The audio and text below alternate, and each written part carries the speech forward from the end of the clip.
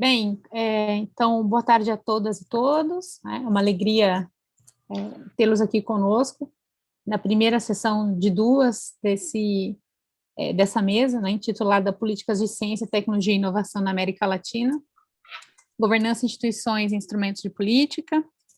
Para quem porventura não me conhece, eu sou a Carolina Bagatoli, sou professora do Departamento de Economia, do Programa de Pós-Graduação em Políticas Públicas da Universidade Federal do Paraná, aqui no Brasil. E a proposta da mesa foi feita junto com o Diego Aguiar, que depois se apresenta de forma adequada, e com o Juan Manuel Corona, da Universidade Autônoma, agora já perdi o nome completo, já não tenho memória, já tenho só vaga lembrança. Essa é uma proposta feita a 6 mãos, tá? A 3 pares de mãos, com o intuito de de manter essa tradição da discussão sobre política de CTI na América Latina, algumas suas especificidades, condicionantes, trajetórias, né? É uma dimensão que nos parece muito importante do campo CTS e que em alguns momentos fica relegado, né, talvez a um segundo plano. Eu não vou me estender muito, vou passar a palavra para o Diego, se o Diego quiser complementar, enfim, fazer mais algum comentário adicional, e aí na sequência a gente passa então a palavra para os apresentadores. Sí, bueno, ahí creo que ayer escuchamos una presentación que habían hecho Noela Invernizzi y Amilcar David y otra investigadora más, que hacían un estudio de reflexividad sobre los temas que se han tratado en los congresos de SOCITE, desde su origen hasta la actualidad, y justamente planteaban que la temática de política y gestión de la ciencia y la tecnología ha estado siempre presente, ¿no? Quizás con distintos enfoques, ¿no? Pero bueno, es una temática clásica de estos congresos, y bueno, así como lo hicimos en Chile, también que planteamos una mesa muy similar a esta, en esa oportunidad con Milena de Unicam, y bueno, la idea es sostener este tipo de espacios, y en este caso, bueno, nosotros hemos dividido en 2 tipos de problemáticas. La mesa que tenemos ahora, hasta las 5:30, es más general, digamos, va más a las cuestiones más estructurales, ¿sí? Más de la dinámica de las políticas y de las relaciones de poder, centro-periferia, etcétera. Y después en la sesión de las 18 horas de Montevideo, ahí ya tenemos algunos casos, ¿sí? Como casos de Perú, de Brasil, de Argentina. Así que bueno, también quedan invitados a la próxima sesión. Así que bueno, avanzamos entonces, Carolina. Tienen 15 minutos para exponer, vamos a seguir el orden que está aquí. Y bueno, y después las preguntas las hacemos sobre el final, ¿sí? Así que bueno, el primer presentador es Renato Dagnino, así que, bueno. Só para mencionar, vamos ter uma leve modificação no programa, porque o terceiro trabalho previsto, né, do Christian Brixner e do Rodrigo Catais, eles não vão comparecer ao evento, e também uma apresentação que não saiu no programa, mas estava prevista, do William Lepinski, que está aqui conosco, tá bem? Então, só para vocês entenderem um pouquinho, tem uma mudança no programa. Mas é isso, então, vamos pedir que vocês tentem, na medida do possível, se ater a 15 minutos, não passar muito disso, para não prejudicar o tempo de debate na sequência. Então, planejamos as 4 apresentações, e em seguida, de um debate tão alargado quanto o tempo nos permita, tá bem?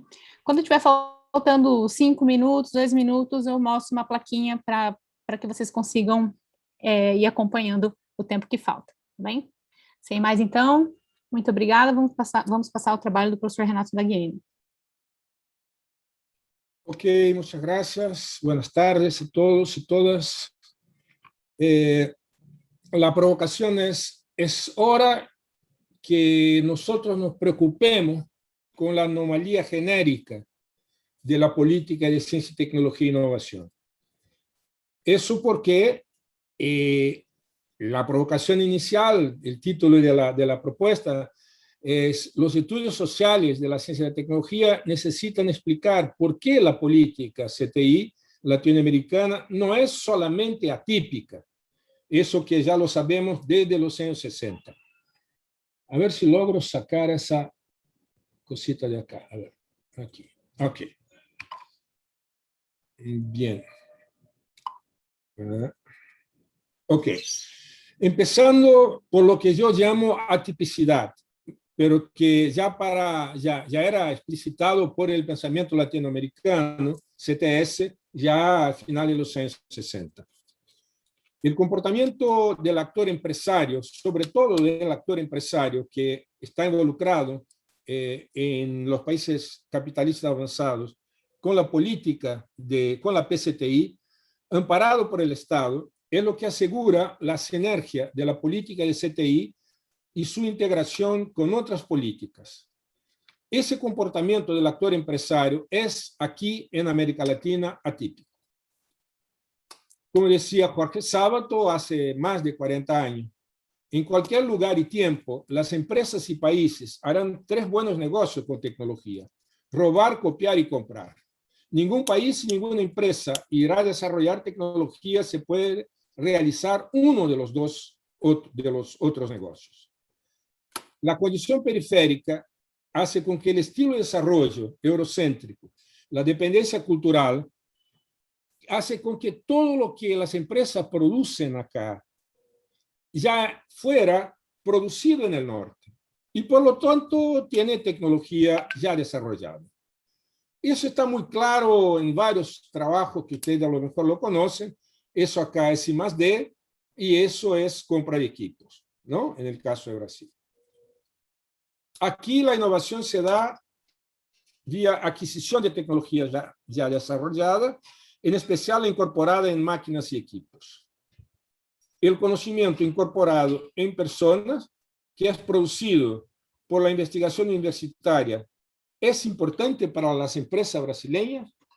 Eso es importante entenderlo porque en los países desarrollados eso es muy importante, ¿no? Más que el flujo de conocimiento desincorporado, es la contratación, sobre todo de maestros y doctores en ciencias duras, lo que hace con que la universidad tenga una importancia para las empresas, ¿no? Y en el caso de Brasil, eso está muy claro que no es así. En los años de bonanza económica, entre 2006 y 2008, cuando fueron formados cerca de 90.000 maestros y doctores en ciencias duras, fueron empleados para hacer investigación en empresas solamente 68 personas. Lo que quiere decir claramente que en nuestros países, ¿no?, de América Latina, y yo tomo siempre el caso de Brasil como paradigmático, porque es un poco el caso que conozco, lo que se hace en la universidad, lo que hace la comunidad de investigación, es producir recursos humanos para operar tecnología importada y no para concebir tecnología, una vez que las empresas acá importan tecnología de los países, de las empresas de los países desarrollados. Nuestra comunidad se legitima con sus pares en el exterior por imitación, importando una manera de hacer ciencia. Bueno, hasta ahí ya lo sabíamos, ¿no? Que nuestra política de ciencia, tecnología e innovación es atípica, ya lo sabíamos. Ahora voy a hablar un poco sobre el concepto de anomalía, ¿no?, que yo creé que yo formulé para entender la política de ciencia, tecnología e innovación. Voy a empezar hablando de las políticas normales, para después configurar las políticas anómalas.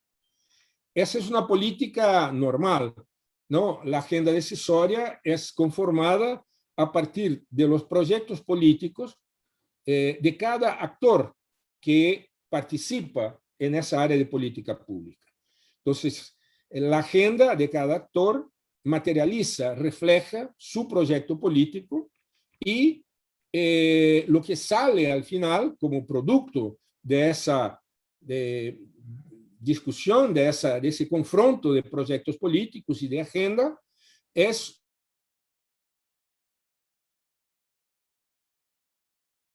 la política pública, es entonces la propuesta de resolución de los problemas que traen los actores en función de sus proyectos políticos que el Estado entonces tiene que implementar.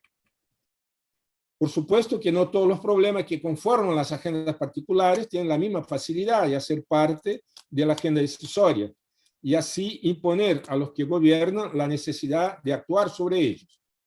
Es como si hubiera una media, un promedio ponderado en donde los distintos actores políticos, las distintas agendas de los actores políticos, ahí en letras mayúsculas, son ponderadas por el poder político de los actores, de tal forma que la agenda va a ser un promedio ponderado de las agendas de los actores. Muy bien, hasta ahí las políticas normales. ¿Cómo son las políticas anómalas? Hay áreas de política anómala en que la agenda de algunos actores no es coherente con su proyecto político, lo que parece casi una esquizofrenia, pero ocurre. En ellas, la actuación del actor no es informada por su proyecto político, pero sí por la manera como él entiende aquella área específica de política pública y su contexto. Esa manera de entender esa área de política, yo la he llamado de modelo cognitivo del actor. Entonces, ya lo que hace los distintos actores políticos que participan de la agenda decisoria no es traer agendas que reflejen su proyecto político, sino que su modelo cognitivo de esa específica área de política pública. Vean que, por supuesto, el proyecto político es algo mucho más abarcante y ideológicamente conformada que el modelo cognitivo. Al contrario del proyecto político, el modelo cognitivo no es un atributo intrínseco al actor, oriundo de su visión de mundo, y sí de la interacción con otros actores. El modelo cognitivo es relacional. El modelo cognitivo de cada actor es determinado por su relación con otros actores en un área específica de política pública. Entonces, más que el proyecto político, el modelo cognitivo es sensible a la influencia de otros actores con poderes distintos. Cuando el modelo cognitivo del actor dominante posee un carácter de verdad absoluta o un argumento de autoridad muy fuerte, los demás actores tienden a internalizar el modelo cognitivo del actor dominante. Y ese modelo cognitivo del actor dominante pasa a ser el modelo cognitivo de aquella área de política pública. Por eso, los otros actores adoptan la agenda del actor hegemónico. Entonces, veamos, ahora los actores 1, 2N, aunque tengan proyectos políticos distintos, como tienen el mismo modelo cognitivo que sustituye de alguna forma el proyecto político, tienen una agenda igualita, de tal forma que la agenda decisoria va a ser la propia agenda del actor político dominante. Anomalía, entonces, es el desvío acentuado en relación al patrón normal de las políticas públicas, que se origina de un proceso decisorio en el cual los actores involucrados materializan sus proyectos políticos en sus agendas particulares con que en él participan. La anomalía, entonces, implica que actores que participan en otras políticas, defendiendo agendas en el límite antagónicas, dado que resultante de proyectos políticos irreconciliables, por el hecho de que internalizan el modelo cognitivo de aquella área de política, están de acuerdo sistemáticamente respecto a la orientación que debe ser concedida a esa área de política pública. Bueno, entonces, por supuesto, por construcción, ¿no?, la política de CTI es una política anómala. ¿Y cómo se manifiesta esa anomalía? La anomalía de la política de la PCTI debe ser entendida como endógena al ambiente controlado por la comunidad científica donde es formulada, ¿no? Entonces, ¿por qué? Porque es justamente en esa área en donde hay una sustitución del proyecto político de cada actor por el modelo cognitivo en la formulación de su agenda. Es genérica pero es encontrada en estado puro en los países de desarrollo capitalista avanzado. O sea, ese atributo de anomalía es genérico, o sea, ocurre, por supuesto, bueno, yo lo estoy afirmando, pero lo podría mostrar en todo el mundo. Pero en la periferia del capitalismo, como en los países de América Latina, esa anomalía se combina con su atipicidad, que es condicionada por la situación periférica, y que es justamente lo que yo mencioné al principio y reforcé que era algo que ya es conocido hace mucho desde el tiempo de los fundadores del PLACS. De esa forma, entonces, actores tan distintos como la comunidad de investigación, empresarios, trabajadores, movimientos populares, están siempre de acuerdo en relación a la política, a la PCTI. Partidos políticos y gobiernos que orientan sus políticas públicas normales de modo tan distinto formulan la misma PCTI. Y eso es muy fácilmente observable en los programas políticos de nuestros países en cada elección federal, ¿no?, que se hace. La PCTI parece entonces ser una policy sin politics, o sea, la PCTI se muestra como siendo sencillamente una planificación neutral sobre lo que hay que hacer, lo que es bueno hacer, sin que existan intereses políticos involucrados. La PCTI parece estar ideológicamente blindada, subordinada a procesos de non-decision making. Conflictos latentes y encubiertos no se convierten en conflictos abiertos en el proceso decisorio de la ciencia, tecnología e innovación. La PCTI está envuelta en una neblina ideológica, en una niebla ideológica de incuestionable positividad. Hay que entender que la PCTI es elaborada por la alta iglesia de la ciencia dura, basándose en el modelo cognitivo de la élite de la comunidad científica global, cosa que también ya lo conocemos desde hace mucho y la hemos discutido abundantemente en varias oportunidades. Cuando de su implementación, los actores situados en la periferia del capitalismo adoptan comportamientos sistemáticamente divergentes, atípicos. A eso lo denominé atipicidad, de aquellos observados y modelizados por los países de capitalismo avanzado. Para resumir, características de la PCTI, características genéricas, presentes en todo el mundo, ¿no? Pero en estado puro en los países centrales, porque allá la PCTI no es atípica, por lo contrario, es típica, ¿no? Pero sin embargo es anómala, ¿no? Entonces, la característica de la anomalía hace con que las agendas de los actores no reflejen proyectos políticos. Hay un consenso espurio que tiene que ver, por supuesto, con la idea de la neutralidad y el determinismo de la tecnociencia, la idea de que la tecnociencia, por ser neutral, sirve a cualquier proyecto político. Hay una... Bueno, yo creo que esa es la cuestión fundamental.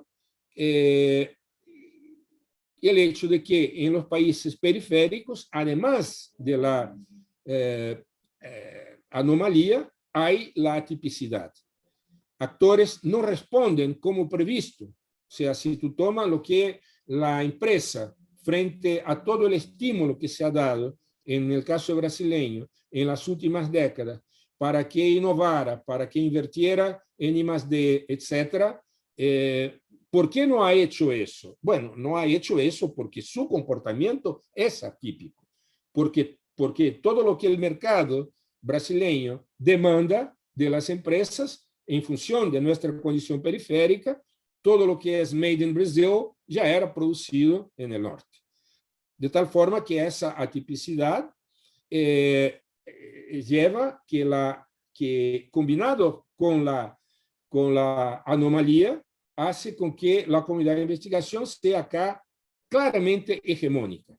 y hay una captura, entonces, de una política que debiera ser una política medio para optimizar otras políticas fin, se convierte simplemente en una política fin empujada por la comunidad de investigación, más bien por su élite, ¿no? Por lo que yo llamo un poco desrespetuosamente como la alta iglesia de la ciencia dura. Crisis y escenarios. Riesgo. El capital, como de costumbre, aprovecha.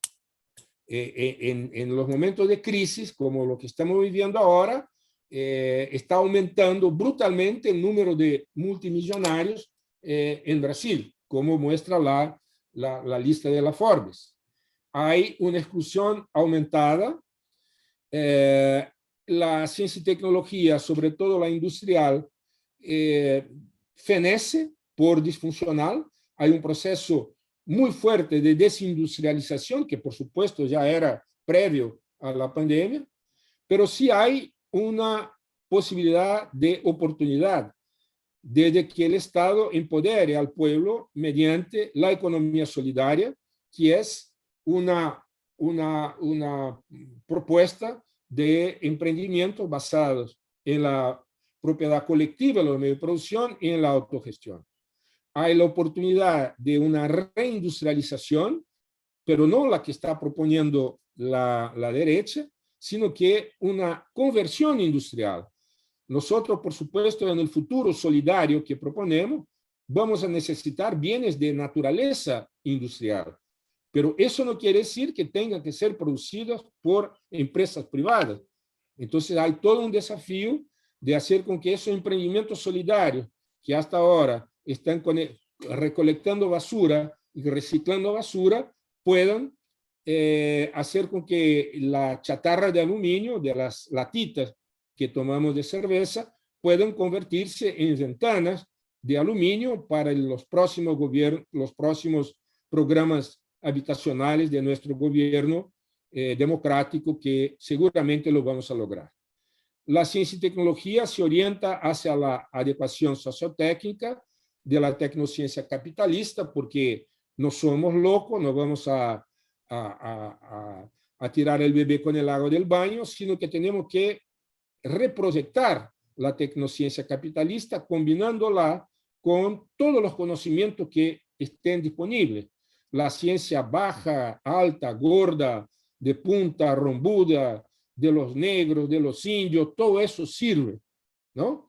Para llevarnos, para apuntalar a la tecnociencia solidaria, que es la palabra clave a través de la cual empacotamos toda esa propuesta de desarrollo. Bueno, hay novedades entonces en la política cognitiva. En instituciones de educación e investigación vamos a enrojecer o desengrisar mentes. Eso es una metáfora que yo, quien ya me escuchó en algún momento, sabe que yo hablo de corazones rojos y mentes grises, ¿no? O sea, gente que quiere una sociedad más democrática, igualitaria, ambientalmente responsable, pero todavía tiene una mente contaminada por esa tecnociencia capitalista. Premiar la adecuación sociotécnica en las instituciones de educación e investigación, lo que nunca se ha hecho hasta ahora. Junto a los nuevos pobres, capitalizar emprendimientos solidarios.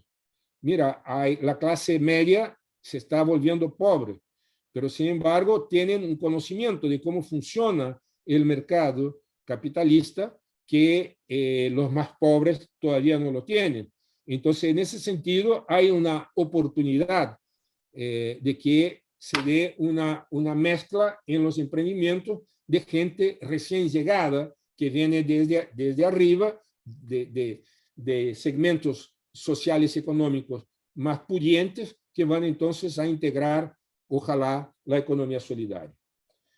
En los gobiernos, una nueva institucionalidad para el uso de la propiedad para la compra pública.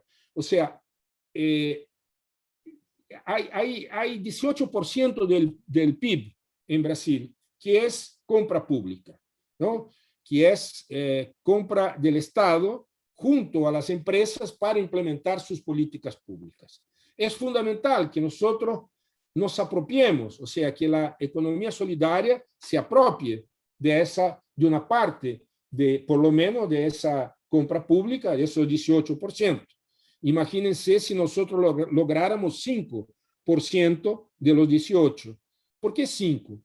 Porque 5 es 10 veces 0,5, que es justamente lo que costó el programa de subsidio a los pobres, el programa Beca Familia, ¿no? Costó 0,5 del PIB. Y con 0,5 del PIB, nosotros hemos logrado sacar 30 millones de brasileños de la pobreza. Bueno, si nosotros lográramos 5% del PIB para la economía solidaria, haciendo una reglita de 3, tendríamos 300 millones sacando de la pobreza en Brasil, pero nosotros somos solamente 220 millones. Entonces, eso nos da una idea de la revolución que se puede hacer a partir de la economía solidaria, siempre y cuando tengamos también la tecnociencia solidaria, que es su plataforma cognitiva de lanzamiento. En el mercado, favorecer la compra de bienes y servicios, incluso industriales, de la economía solidaria. Bueno, con eso yo al mismo tiempo hice el marketing que me corresponde hacer de la tecnociencia solidaria y de la economía solidaria. Aquí tiene un librito que es un manual de tecnociencia solidaria. Aproveché para hacer ese marketing y busqué entonces mostrar cómo es fundamental que nosotros entendamos que tenemos un problema con la política de ciencia, tecnología e innovación en nuestro país, que no tiene solamente una determinación de la condición periférica. Hay algo más abarcante, que es el hecho de que la política de ciencia, tecnología e innovación en todo el mundo es una política anómala. Bueno, eso es todo. Muchas gracias. Ojalá no me haya extendido mucho. Muchas gracias, Renato. Muy clara la exposición. Bueno, después, entonces recordamos que las preguntas son al final, ¿sí? Bueno, ahora sigue Carolina Pagatoli.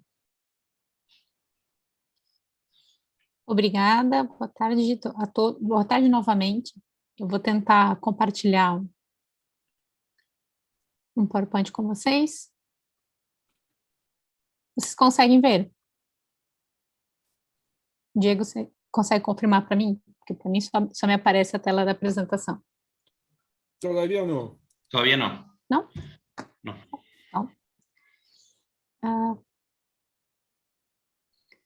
Me sinto uma analfabeta tecnológica nessas horas.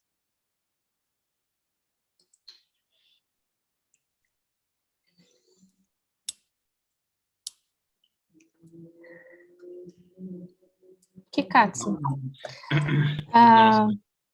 Eu vou tentar mais um minuto. Se eu não conseguir, de verdade. Abre. Está aberta na tua janela? Aí está, Tá. tá aparecendo. Agora tá sim? vendo? Ah, perfeito. Ahí está. Põe Tá no bom. modo cheio. Sim. Pronto? Agora sim, tá bem. Perfeito. Perfecto. Vou cronometrar meu tempo, porque eu não posso fazer... não posso ter privilégios aqui. Então, boa tarde novamente a todos e todas. O que eu separei para conversar um pouco com vocês hoje é o resultado de um trabalho que vai ser publicado com título diferente do que esse da apresentação, mas que vai ser publicado agora em outubro, num handbook sobre teorias alternativas de inovação, que foi organizado pelo professor Benoit Godin, que infelizmente faleceu no último mês de janeiro, e o professor Dominique Vink e Geraldo Gagliot, sobre teorias alternativas de inovação. De certa medida, esse trabalho também é a continuação de um outro trabalho que eu já tinha feito anteriormente, em coautoria com o Thiago Brandão, mas que nesse trabalho prévio a nossa intenção era olhar esses discursos contra-hegemônicos ou alternativos de inovação em documentos de política na América Latina, e agora, então, esse segundo esforço, o meu foco foi olhar como esse discurso é materializado nos organismos internacionais. Então, para fazer essa fala rápida, vou centrar esses comentários em 3 dimensões, né? As 3 muito breves por conta do tempo. A primeira delas sobre o que eu estou chamando aqui de discurso político. A segunda sobre o que eu estou considerando como, o que é bibliografia. A discussão na literatura vai chamar atenção sobre essas novas narrativas sobre inovação. E, por fim, os principais resultados da análise, né, de como a inovação aparece nas narrativas dos organismos internacionais. Bem, com relação a essa noção do discurso político, desde os anos 90, né, quem trabalha com análise de política pública, o campo da análise de política pública, vai destacar cada vez mais a importância do reconhecimento do papel das narrativas, dos discursos, né, para o processo político. Ou seja, o reconhecimento de que a política pública ela é feita de linguagem, né, que a própria definição do problema que vai ser alvo da política pública, ela deriva muito mais de um processo de argumentação do que estritamente de uma análise puramente racional, e, sendo assim, o que os governos dizem é tão importante quanto aquilo que os governos fazem. Por isso, então, a importância na análise de uma política pública, fazermos uso também da análise do discurso político, né? Entendendo aqui por discurso político, aquele discurso que envolve todos os tópicos relacionados a assuntos políticos, sejam conceitos, termos, teorias, questões políticas irrelevantes, etc. Tá? Então, são esses elementos que legitimam a análise do discurso político.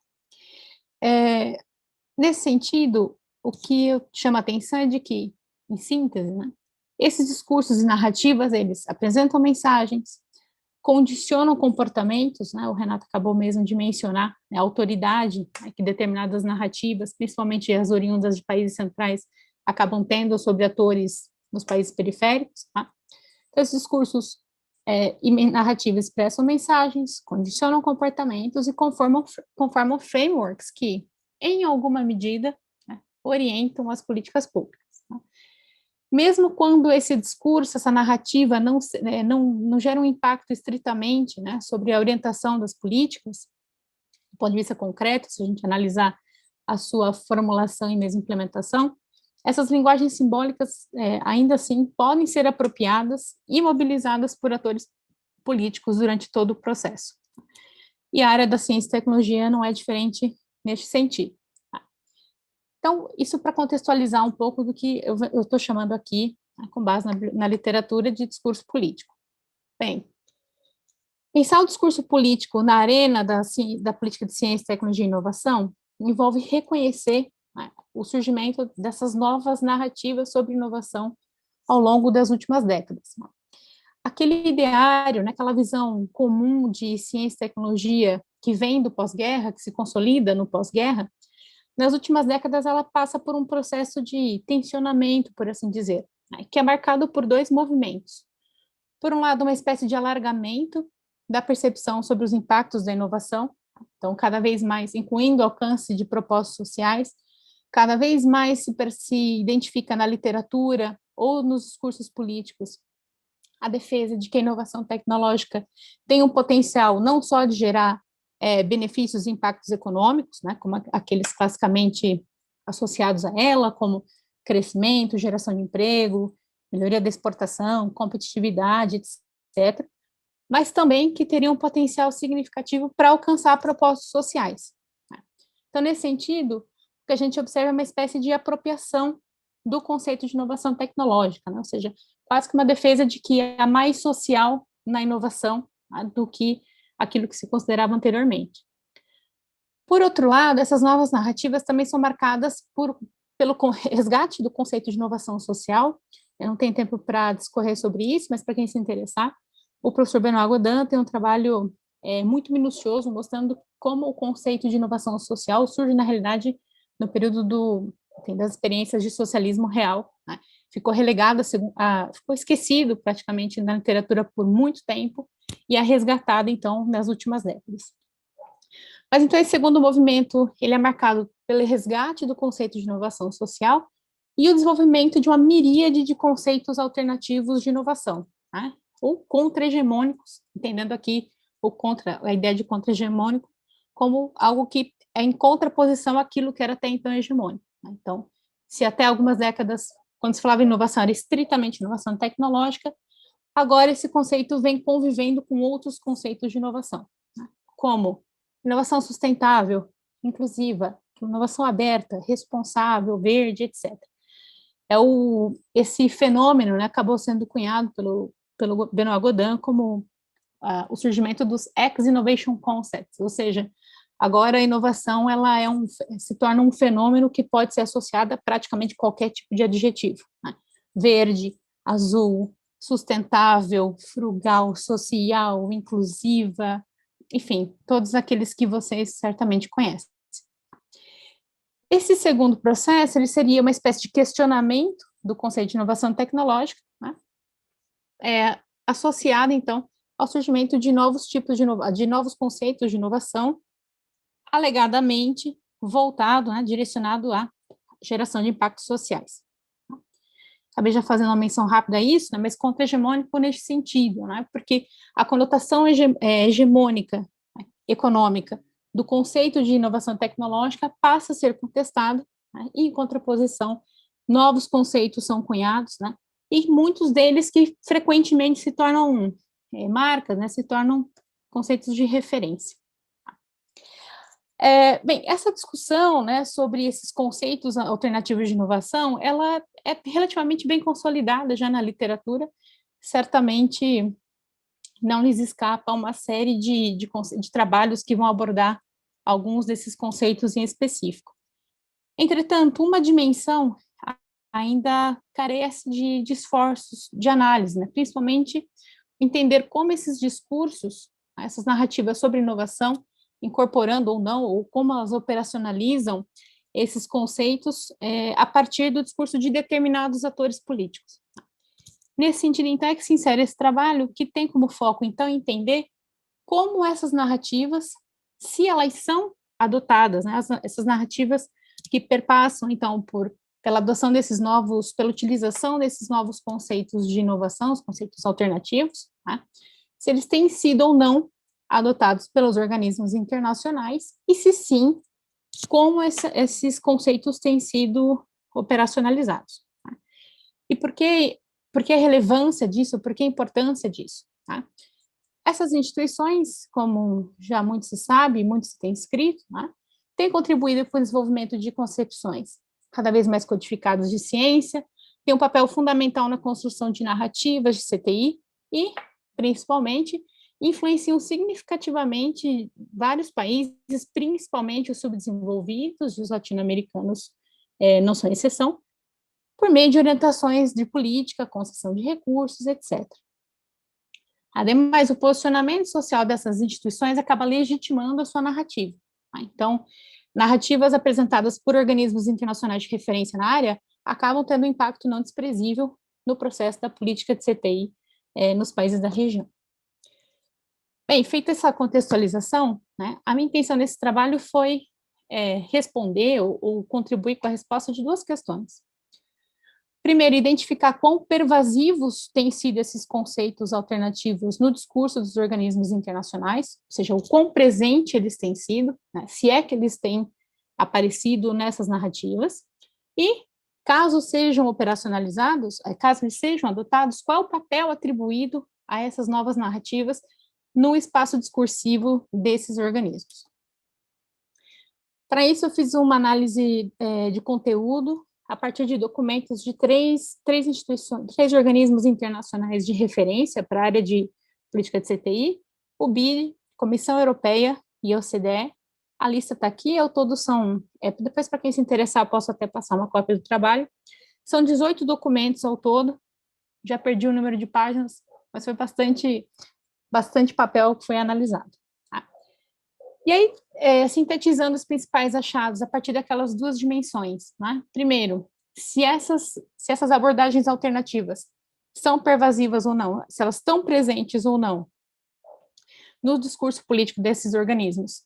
E segundo, sobre as narrativas, como esses conceitos são operacionalizados, os principais resultados são, com relação ao uso, à pervasividade desses conceitos, se observa que o uso desses conceitos nos documentos da área elaborados pelos organismos internacionais é relativamente incomum e muito menos frequente se comparado à importância crescente identificada na literatura.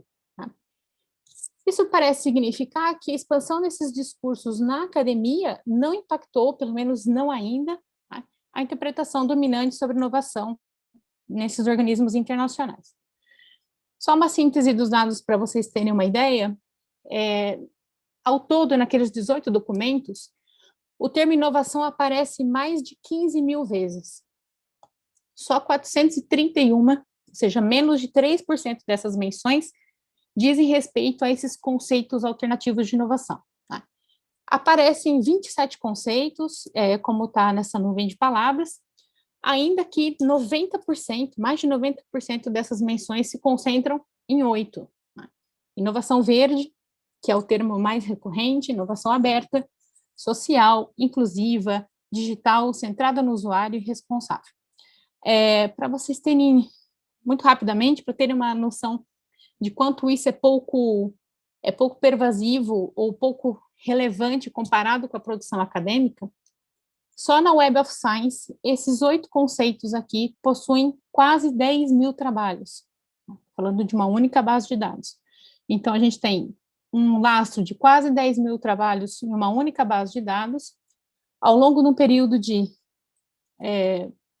mais de 20 anos, aqui, a gente tem só 400 ocorrências, e a maior parte delas muito específica, centrada em alguns conceitos. Isso com relação à pervasividade, né? É frequente ou é pouco frequente? Então, é pouco frequente. Mas esses conceitos que aparecem, como eles são operacionalizados? Tá? O emprego desses conceitos tende a, 1, defender o aumento da participação no desenvolvimento da CTI, 2, aludir ao seu potencial para a resolução de questões sociais, ambientais e éticas, e 3, ser feito de forma ambivalente. Com relação à participação pública, todos esses conceitos eles vão mencionar a importância de se ampliar a participação social, de forma geral. Entretanto, quando eles vão se referir à defesa de uma democratização da tomada de decisão acerca da CTI, um elemento que aparece na literatura de forma mais frequente, esses discursos, né, os documentos, são vagos e imprecisos. Então, em geral, quando se fala de participação no uso atrelado a esses conceitos nesses documentos, ela vai emergir com mais detalhe quando os indivíduos são identificados como os usuários e fontes de ideias de informação, como é o caso do conceito de inovação centrada no usuário, inovação aberta, ou como público que se apropria do conhecimento e produz mudanças inesperadas, como no caso do conceito de inovação digital, ou ainda participação para legitimar e garantir a aceitação de novos produtos e serviços, como no caso dos conceitos de inovação ecológica e verde. Quanto à resolução de questões sociais, né, a alusão ao potencial para a resolução de questões sociais e éticas está presente em todos esses conceitos analisados, mas com nuances muito diferentes. Aquilo que se entende por uma questão social a ser resolvida, sanada por esses conceitos. A partir desses conceitos, desses tipos de inovação, nesse material é bastante diverso. Tá? Então, as questões sociais vão desde o potencial da gestão de riscos e incertezas no desenvolvimento da CTI, quando se discute a importância da inovação responsável, ou do potencial de ajuste das trajetórias do desenvolvimento científico e tecnológico de acordo com as preocupações sociais, no caso da inovação centrada no usuário, ou potencial para tornar as administrações públicas mais transparentes, promover a melhor utilização dos recursos naturais, produção de novos serviços que melhoram a qualidade de vida das pessoas, ou ainda de forma mais barata, ampliando os níveis de consumo dos mais desfavorecidos. Já antecipo aqui que vocês podem perceber que a dimensão mercadológica está muito presente mesmo nessa discussão. E aí, por fim, então, a identificação dessa ambivalência e ambiguidade na apresentação dos conceitos. Então, embora a menção explícita dessas dimensões sociais e éticas esteja presente em todos esses conceitos alternativos de inovação analisados nos documentos, também é verdade que todos se mostram ainda muito vinculados à ideologia econômica. Não há ruptura com os valores centrais da inovação tecnológica, né? A conotação econômica ainda permanece muito forte e dificilmente questionada. Isso significa, então, que esses conceitos podem até se colocar como contra-hegemônicos, mas os seus propósitos não necessariamente o são. Tá? Por fim, concluindo, né, se a gente considerar a pervasividade desses conceitos nos documentos e a forma como esses conceitos são operacionalizados, a principal conclusão que se chega é que o ideário da inovação tecnológica é muito pouco questionado nessas narrativas. Mesmo quando conceitos alternativos são empregados, a sua dimensão social acaba limitada à esfera do mercado. Então, como diria o velho ditado, são novos rótulos para as velhas garrafas, né? O conceito de inovação acaba assumindo várias novas formas específicas, ainda que muitas delas tenham a mesma função da inovação tecnológica. Muito obrigada.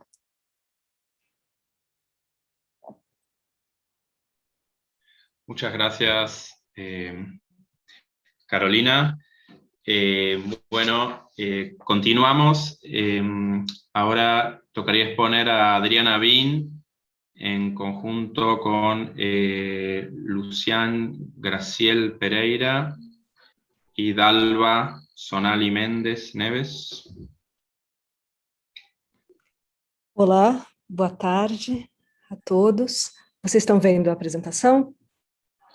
Sim, Estamos sim. perfeito. Então tá bom. Bom, eu sou Adriana, sou professora da Faculdade de Ciências Aplicadas da Unicamp, no Laboratório de Estudos sobre Organização da Pesquisa e da Inovação. Esse é um trabalho com muitos autores, além daqueles que foram mencionados. Ele foi um trabalho feito no âmbito de um projeto junto com a CEMIG, que é uma empresa brasileira do setor elétrico. Então tem um grupo aí de pessoas da universidade e um grupo de pessoas da empresa. Aqui com a gente na sessão a gente tem 2 coautores, a Luciane e o professor Sérgio Salles também.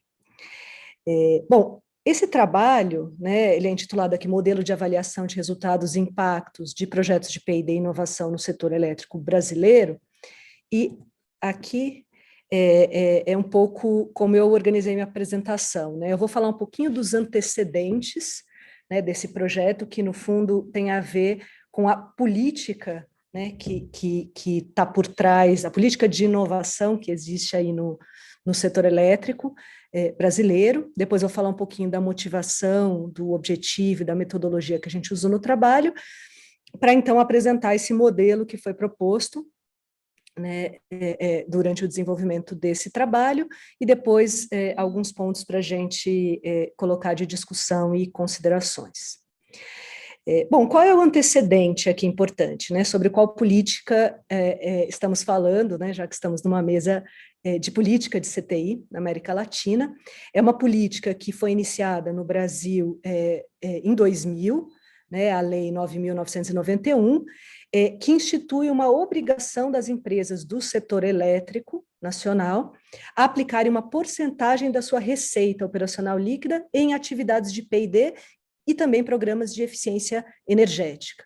Então, são 20 anos dessa obrigatoriedade, né, é uma política que tem um desenho bem particular, né, uma jabuticaba, talvez, brasileira aqui, e no qual a gente investiu muito dinheiro, né? Então, ao longo desse período, na verdade, ao longo dos últimos 10 anos, né, são os dados que a gente conseguiu aqui, mais ou menos 177 empresas beneficiárias aí, né, participantes desse programa, com cerca de 2.518 projetos de P&D e algo em torno aí de 8,5 bilhões de reais, né, o que não é pouco dinheiro, né. No período anterior, entre 2000 e 2007, né, os números são de mais ou menos 1,4 bilhões, né, o que dá aí um volume bastante significativo nesses últimos 20 anos, com valores médios de projetos bastante altos, né. Bom, e o né, quais são os resultados e os impactos esperados nessa política? Então, quando a gente vai lá no discurso, né, já fazendo uma alusão aí à apresentação da Carolina, né, está lá muito claramente colocado, né, que o objetivo da política é promover a cultura de inovação, estimulando a P&D no setor elétrico, criando novos equipamentos, aprimorando a prestação de serviços, relacionados com segurança do fornecimento de energia elétrica, modicidade tarifária, diminuição do impacto ambiental e da dependência tecnológica do país. Então, temos 20 anos de uma política com esses impactos esperados, e algumas avaliações nesses últimos anos sobre essa política que mostram para a gente o seguinte quadro, né? A política, de fato, logrou a execução de projetos de P&D, em parceria, aí, entre as empresas do setor elétrico e outros agentes, especialmente instituições, ICTs, né, instituições de ciência e tecnologia, instituições de ensino superior, menos empresas parceiras do que ICTs. Né, isso é uma característica aí da implementação dessa política. A política logrou uma quantidade significativa de produção científica, de capacitação de profissionais, de geração de infraestrutura nas ICTs. Então, são frequentes os trabalhos que olham para essa política sob a ótica da produção científica e mostram o aumento dos grupos de pesquisa dentro das universidades, né, especialmente aí nas faculdades de engenharia elétrica. Mas esses trabalhos, eles também apontam aqui que existe pouca inovação nas empresas do setor, e quando elas ocorrem, elas são principalmente inovações incrementais e de processo. Né? E como uma consequência clara disso, né, de você ter pouca inovação, você tem pouco impacto social de fato. Né? E também pouco impacto para a empresa, né, em termos de eficiência, em termos de receita. Tá? E são alguns dos trabalhos, né, que recentemente avaliaram, né, olharam para determinados aspectos dessa política. Né? Esse trabalho, especificamente, tendo como, né, esse quadro como pano de fundo, ele veio com uma demanda de uma empresa do setor elétrico, né, entendendo que a necessidade de melhores instrumentos para a gestão da P&D e da inovação frente, né, a esse quadro, né, a essa obrigatoriedade dos investimentos em P&D, que basicamente, né, o que vem ocorrendo, né, nessa empresa, em outras empresas, é o quê? Né? Quer dizer, uma gestão e uma avaliação da P&D e da inovação muito centrada na diminuição do risco regulatório, ou seja, eu faço P&D porque eu tenho que gastar esse recurso, e se eu não gasto ele adequadamente em projetos de P&D, eu sofro glosas, né? Então, assim, é uma questão de risco regulatório, muito mais do que uma gestão centrada na geração de impacto, seja para a própria empresa, seja para a sociedade, que é o ponto essencial do próprio statement, da racionale da política. Né? Então, a motivação do trabalho foi justamente o quê? Né? Quer dizer, criar melhores instrumentos para que as empresas do setor elétrico pudessem melhorar a identificação e a mensuração dos resultados dos projetos gerados ao longo do desenvolvimento desses mesmos projetos, mas também dos seus impactos, e, com isso, melhorar a capacidade das empresas, né, de orientar os seus investimentos para a geração de inovações. Também, e obviamente, diminuir o risco regulatório, né, e permitir uma visão agregada dos impactos e resultados da carteira, né, porque, além da questão da gestão muito centrada no risco regulatório, né, ela acaba sendo uma gestão também muito centrada no acompanhamento físico e financeiro, entrega de produtos, gasto de recursos. Né, e muito menos numa visão geral, né, do caminho que a P&D no setor tem tomado. Né? E, nesse sentido, com uma ideia de apoiar o planejamento da própria empresa, mas também a prestação de contas, né, uma vez que a gente está falando aqui de um recurso associado a uma política. Né? E, mais especificamente, o que a gente fez durante esse projeto? Né? Foi propor um modelo de avaliação de resultados e impactos, e casamos isso com o desenvolvimento e implementação de um sistema computacional, efetivamente, a ser implantado, né, na empresa, para fazer essa avaliação. Tá? Bom, como é que a gente fez isso? Né? Quais foram os passos metodológicos aqui? Né? A gente começou, então, revisando um pouco a literatura sobre gestão e avaliação, P&D e inovação, não são poucos os trabalhos, né, que se debruçam sobre a literatura aí de avaliação, sobre os indicadores e as métricas. Também entender as práticas da empresa, né, as práticas que a empresa já vinha adotando nesse sentido. Fizemos efetivamente uma avaliação piloto de 81 projetos já finalizados, né, chegamos em conclusões muito parecidas com aquelas colocadas por essas avaliações mais amplas da política. fizemos um workshop com diferentes stakeholders, né, aí considerando quem? Os gestores de P&D da própria CEMIG, as ICTs parceiras em projetos, as empresas parceiras, os representantes da ANEEL, que é a agência reguladora, né, de energia elétrica, e também representantes de agências de fomento e alguns outros atores, né, para discutir efetivamente, né, quais deveriam ser as dimensões de análise e os indicadores, e, por fim, a definição do modelo, com as suas hipóteses, os temas e indicadores de avaliação, e, por fim, o desenvolvimento e a implementação do sistema. Tá? O que eu vou apresentar para vocês aqui é especialmente esse modelo, né, que a gente desenvolveu, e depois fazer algumas considerações aí sobre o seu futuro uso. Né?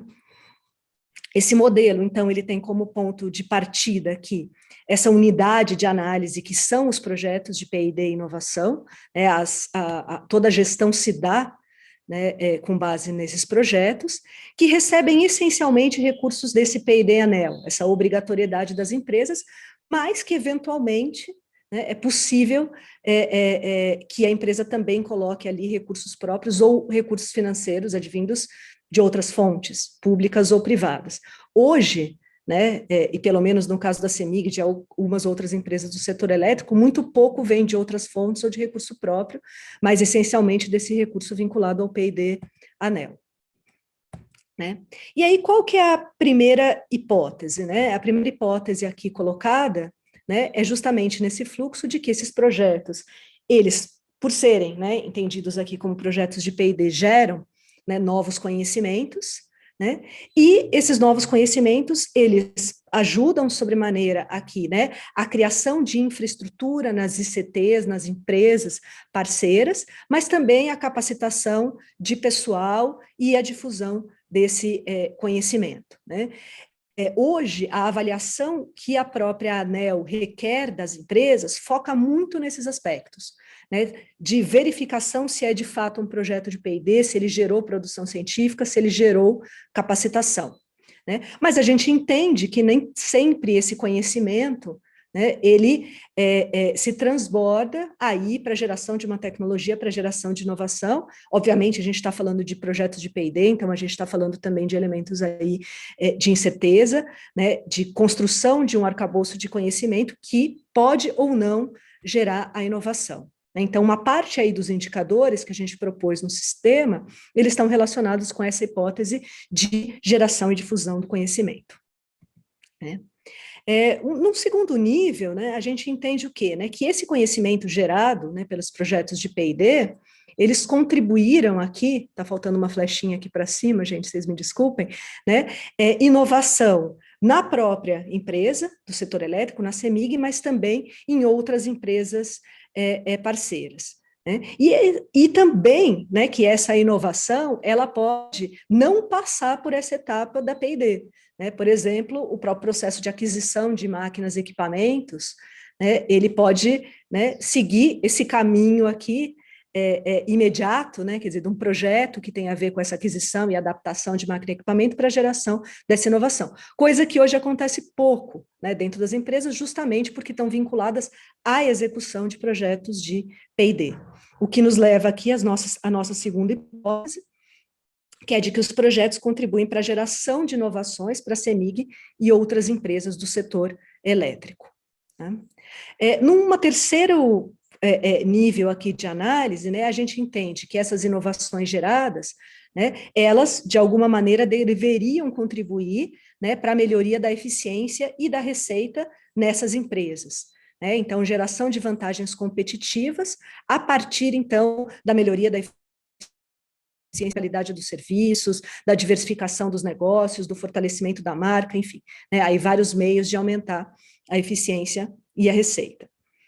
Num próximo nível, a gente também entende que essas inovações, né, justamente porque a gente está falando aqui de um public utility, né, um setor aí que entrega um serviço para a sociedade, que, uma vez que a gente realmente está adotando aí novas tecnologias, a gente poderia, né, chegar a impactos ambientais, sociais, econômicos interessantes para a sociedade. né, relacionados ali, por exemplo, com a questão de impacto social, diminuição de perdas, a própria modicidade tarifária, né, quer dizer, a redução do preço da energia, né, da energia que a gente paga. Né? Então, os projetos de P&D aí que contribuindo para a promoção desses impactos sociais, ambientais e econômicos positivos para a sociedade, para o país, e mais duas outras hipóteses associadas, né, de que esses projetos, eles também contribuem para fortalecimento da cultura, né, da inovação dentro da empresa, ou seja, para uma mudança das práticas mais orientadas à geração, né, de pesquisa, de inovação, mas também que elas contribuem aqui para o fortalecimento de um ecossistema do qual essas empresas fazem parte, né, a partir principalmente da criação de redes de pesquisa e inovação entre empresas do setor elétrico, com as ECTs, com outras empresas fornecedoras e parceiras, seja do setor elétrico, seja de outros setores industriais. Né? E como é que a gente entende, né, dentro do modelo, né, essa perspectiva da inovação, ou seja, que tipo de inovação a gente está falando, ou que tipo de apropriação, né, dos resultados gerados na P&D a gente está falando. E para isso a gente também aqui complementou esse modelo geral com um modelinho que fala especialmente da forma de apropriação dos resultados, olhando tanto a perspectiva desses resultados eles serem usados internamente, nas empresas, nos processos internos e existentes das empresas, já organizados para a prestação dos serviços que elas tradicionalmente prestam, mas, eventualmente, também, né, essa inovação ocorrendo a partir do quê? De licenciamento, de geração de novos negócios ou da geração de spin-off. Né? Então, a combinação de uso interno dentro da empresa, concessionária aqui de energia, né, e essas formas de apropriação do conhecimento, levam aqui aos nossos 10 casos diferentes de apropriação, sendo que um deles, né, que é onde a gente não usa, né, dentro dos processos internos da empresa, mas também não há transferência de tecnologia, não há geração de novos negócios, não há spin-off, é o caso em que efetivamente não há nenhum tipo de inovação e nenhum tipo de impacto. O que não é necessariamente ruim quando a gente pensa numa carteira de projetos de P&D, né? A gente não pode afirmar que todos eles vão gerar inovação, mas é desejável, a partir da perspectiva da própria política, de que a gente aumente mais, né, ao longo do tempo esses outros casos e tenha algum tipo de apropriação dos resultados desses projetos. Né? Essas hipóteses, então, elas foram cruzadas aqui com 5 dimensões de análise, dentro de cada uma dessas dimensões de análise, a gente propôs diferentes indicadores relacionados com a própria caracterização dos projetos, com a parte de produção científica e tecnológica, aqui relacionada com produção do conhecimento, com capacitação, com eventos, com cursos, a parte de geração de resultados tecnológicos, geração de inovação e propriedade intelectual, e aqui também as questões relacionadas à melhoria de eficiência, de produtividade e também de geração de receita nas empresas, e por fim, aqui a dimensão dos impactos para a sociedade. Tá? É um conjunto bastante extenso aí, cerca de 45 indicadores, né? Tudo isso foi transformado num sistema computacional, que tem várias funcionalidades, aqui é só uma visualização rápida do sistema. E, para a gente fechar aqui a apresentação, o que eu trago como discussão, né? Que as vantagens da proposição desse modelo para as empresas do setor elétrico, para a empresa, especificamente, que adota, é justamente criar um maior volume de informações para orientar suas decisões de investimento, para a geração de inovação, para o fortalecimento do ambiente, e também para a produção de informações demandadas para a ANEEL de uma maneira mais qualificada, né, porque hoje essas informações elas têm vários problemas, né, quer dizer, elas perguntam ao final do projeto de geração de impactos, coisa que dificilmente ocorre ao final do projeto, mas também entende-se que uma adoção, um entendimento mais amplo da forma de avaliar os resultados e impactos desses esforços dentro das empresas, ela traz efetivamente uma avaliação, uma visão melhor da política e uma identificação dos reais impactos que essa política tem trazido. né? Para outros setores regulados ou até não regulados, ele pode ser um arcabouço que serve aí para pensar também a avaliação de resultados e impactos de projetos de P&D inovação. Né? E, por fim, aqui eu coloco, né, que, assim, é óbvio que aqui a proposição do modelo não significa a sua utilização, portanto, o resultado deste projeto especificamente depende da implementação desse modelo e desse sistema, e do seu efetivo uso para orientar as decisões de investimento. A gente sabe que essas coisas, elas são um pouco separadas, né? E, eventualmente, a ideia de que esse modelo também pode contribuir para melhorar o desenho e implementação da política a partir de um uso, efetivamente, de evidências geradas, né? E um uso mais conceitual e instrumental dessas evidências, né? Porque o que a gente tem visto que em cerca de 20 anos dessa política foram muito poucas as mudanças ocorridas, a despeito dos achados de algumas, né, das escassas avaliações.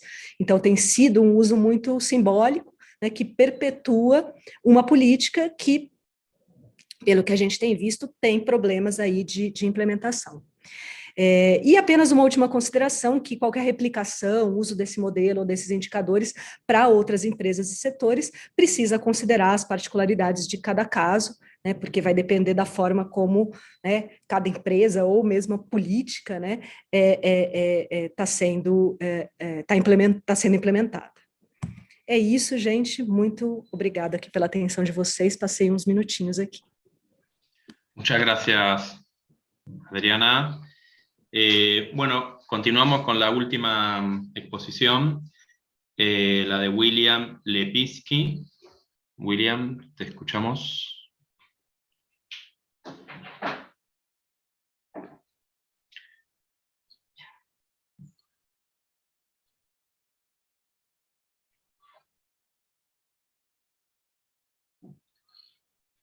¿Tenés el micrófono? ¿Están me ouvindo?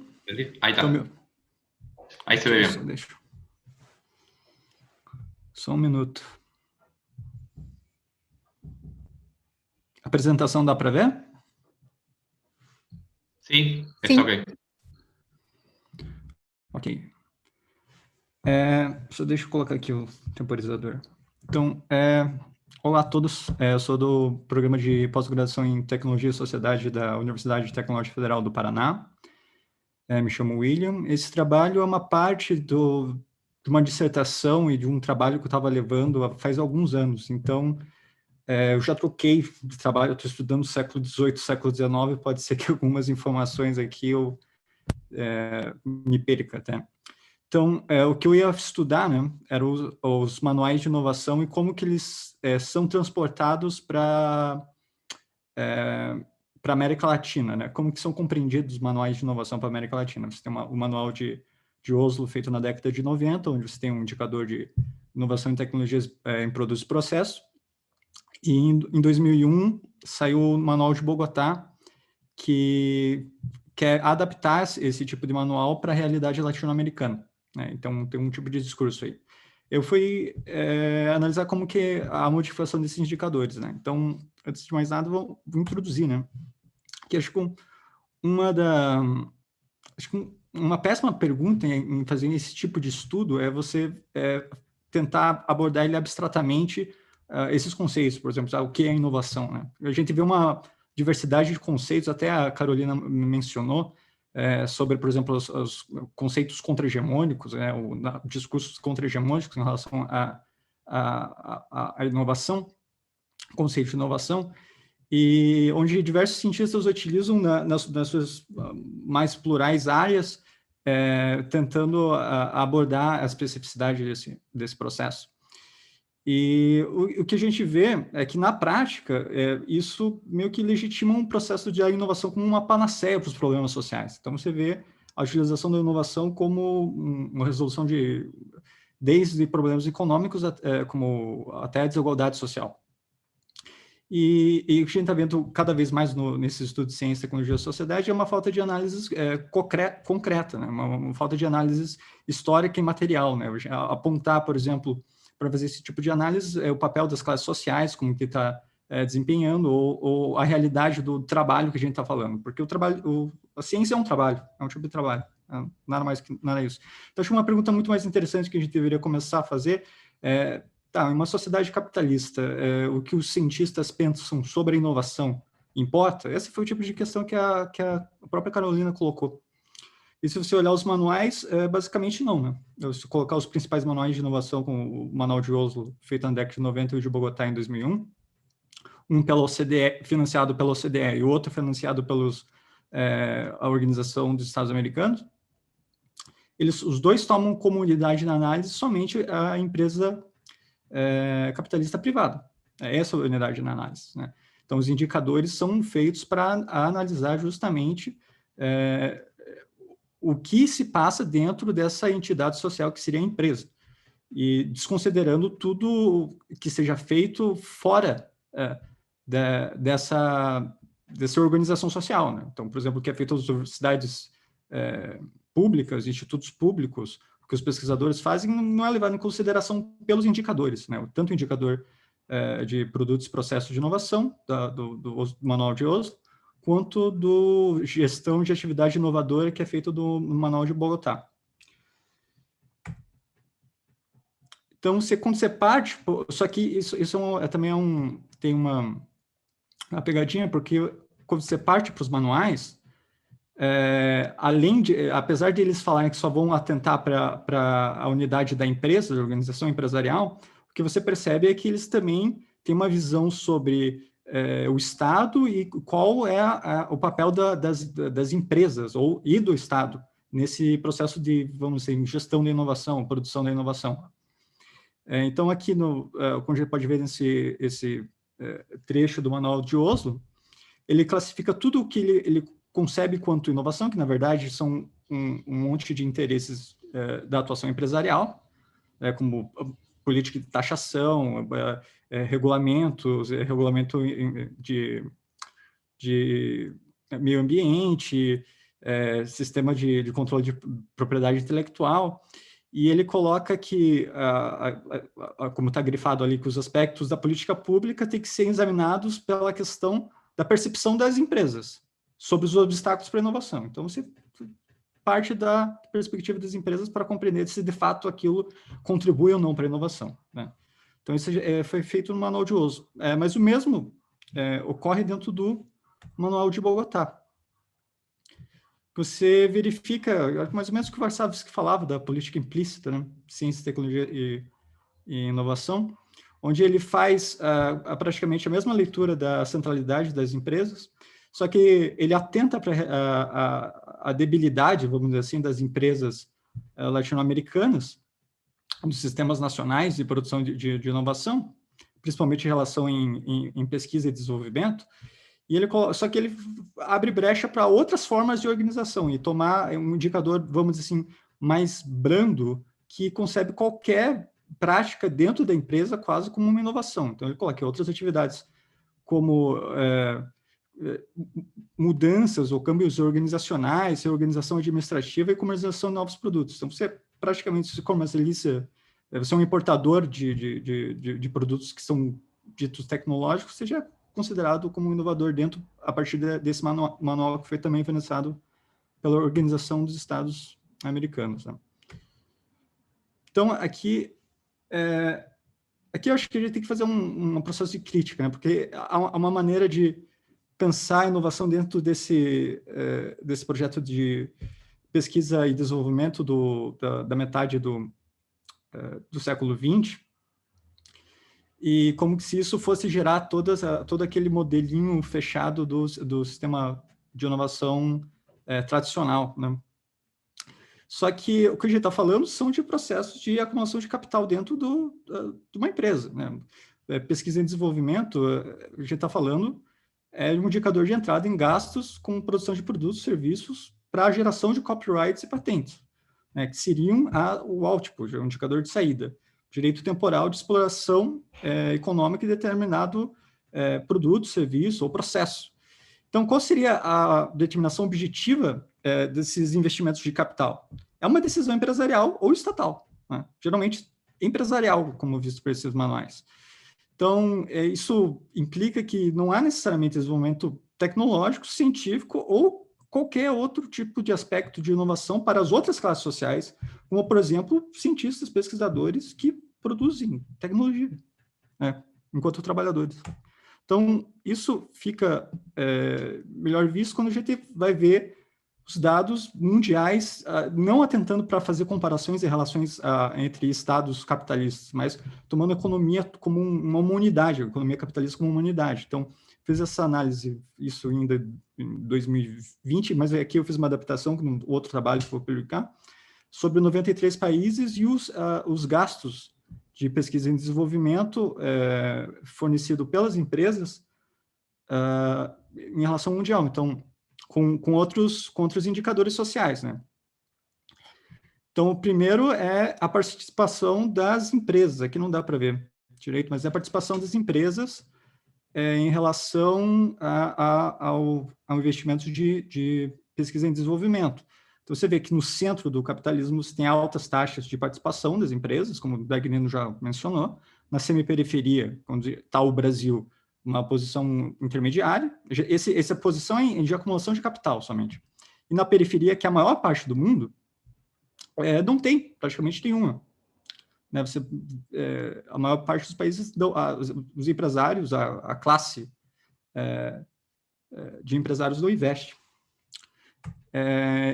Aí a gente tem aqueles outros dados que eles gostam geralmente de relacionar, como, por exemplo, aqui não dá para ver direito, mas é o HDI, né, o Índice de Desenvolvimento Humano, onde você vê os países com maior índice de desenvolvimento também estão com ter os maiores gastos. Né? Vou passar muito rapidamente por esses dados aqui, porque eu acho que o meu tempo está acabando já.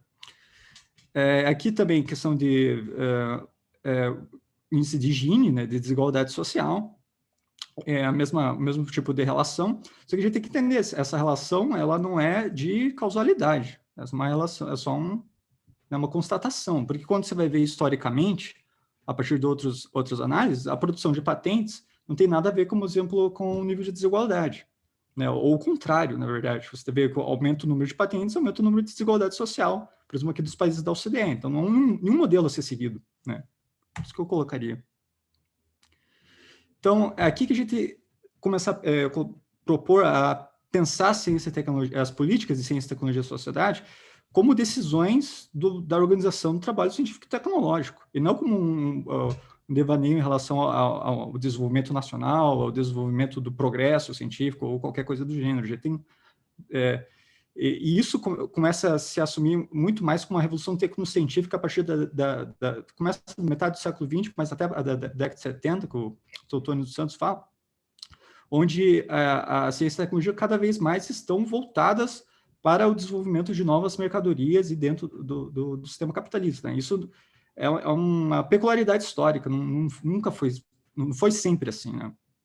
Então, nesse sentido, a gente vê um processo de proletarização dos cientistas, algo que não ocorria. Geralmente a gente fala, ainda até hoje tem uma grande parte da porção de classe média alta, mas a gente pode ver que são as classes mais altas que entravam dentro da ciência, e esse processo está se invertendo, está virando um processo de proletarização, né, ao ponto de que a gente tem verdadeiros trabalhadores assalariados dentro da relação de ciência. Então, o que acontece com o inovacionismo é que ele exclui esses debates sobre política científica e tecnológica ao partir de tratar eles simplesmente como uma questão de management, como uma questão de gestão dentro da unidade empresarial. Mas isso também é uma política, né? Eles têm uma visão de Estado, estão modificando esse Estado para a relação da tomada de decisões a partir dessa organização social que é a empresa privada. Então, aí vai a questão da dependência, porque geralmente a gente tende a conceber a dependência como, vamos dizer assim, uma falta de tecnologia que faz com que as relações socioeconômicas dentro da América Latina sejam periféricas, né? E o que a gente vê, por exemplo, dentro da teoria marxista da dependência, como o Rui Mauro Marini, é que ele vê que, na verdade, não. Né? O que acontece é o comportamento dos agentes sociais dentro dessa realidade objetiva que foi a constituição do capitalismo dependente. Só que ele observa que esse processo, o que ocorre é a questão da superexploração do trabalho. Você não precisa de investimentos em processos tecnológicos a partir quando você tem uma forma de extrair lucros a partir da exploração do trabalho. Né? E isso desde que ele fala da mais-valia relativa, que é o processo tecnológico, até a mais-valia absoluta, que seria, por exemplo, altas jornadas de trabalho ou intensificação do trabalho. Então, só que essa característica de superexploração, que era da América Latina, o que a gente tem observado com a globalização neoliberal, por exemplo, que se constituiu historicamente, é que está sendo elevada também por cento do capitalismo. Né? Então, há um fenômeno que era característico das economias periféricas está começando a ocorrer dentro dos grandes capitais. Então, já para finalizar, né, o que fazer? Então, aí eu coloco uma citação do Marini sobre, por exemplo, o que ele já estava observando no começo da globalização, ainda em 96, que é justamente onde começa a sair esses manuais, tanto o Manual de Oslo, que é a partir um ano depois do Consenso de Washington, em 89, né, sai de 89 para 90, e eles praticamente colocam na cartilha toda a cartilha toda do Consenso de Washington no manual. E até o de Bogotá, em 2001, que também reflete basicamente o fracasso neoliberal na América Latina nessa década de 90. Né?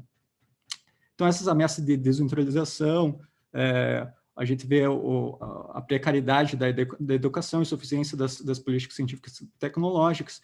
O que a gente está vendo é que a incompetência demonstrada pelas classes dominantes latino-americanas nos estados para promover a defesa das nossas economias transfere essa responsabilidade aos trabalhadores. E, basicamente, né, a nossa classe, né, pesquisadores científicos. É isso o trabalho.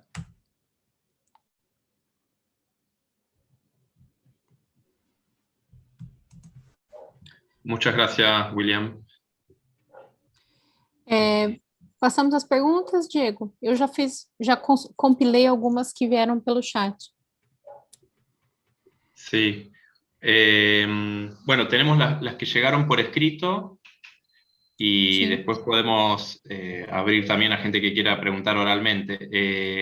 ¿Querés, Carol, que primero veamos las que llegaron Talvez por escrito? sim, fazemos uma primeira rodada com essas três, e enquanto isso, os demais podem, quem mais quiser comentar ou perguntar, pode se manifestar no chat, ou talvez a gente abra por voz. Tudo bem? Todo bien. Tenemos media hora, así que tenemos un tiempito. Sim. Arrancamos por el orden en el que fueron llegando, ¿te parece? Acho que sim. Bueno, había una que era de Juan Pablo Centeno. Pregunta para Renato y Carolina, para la sección. ¿Existe en Brasil algún ejemplo en el que algún actor o grupo de actores hayan impulsado exitosamente discursos de política de ciencia, tecnología e innovación que disputen aquellas políticas de CTI hegemónicas establecidas, lo que Renato llama el alto clero de la ciencia? ¿Y cuál es el rol de los conocimientos no científicos en las políticas de CTI en Brasil? Talvez, uma sugestão, talvez podemos ler as três perguntas e aí fazemos só para otimizar o tempo. Bueno, la de Ricardo Luis es bastante larga. No sé si la querés resumir, Carol. Bem, estava tentando fazer uma síntese mesmo, mas o que o Ricardo Luiz pergunta, ele pede para compartilharmos um pouco a reflexão sobre o quanto é explícito e o quanto é sutil a atuação desses atores que dominam as políticas científicas e tecnológicas. Né? Então, ele dá até um exemplo da produção do abacate no México, que é vendido como um produto alimentar saudável, mas, por outro lado, é produzido sob um sistema que é intensivo tecnológico, de cultivo agrícola, etc. Então, ele vai comentar da questão das possibilidades da produção mais solidária do abacate, mas que, enfim, teria que ser pensado isso a partir de outras experiências de tecnologia, etc. Estou fazendo um resumo, tá bom, Ricardo? Desculpa.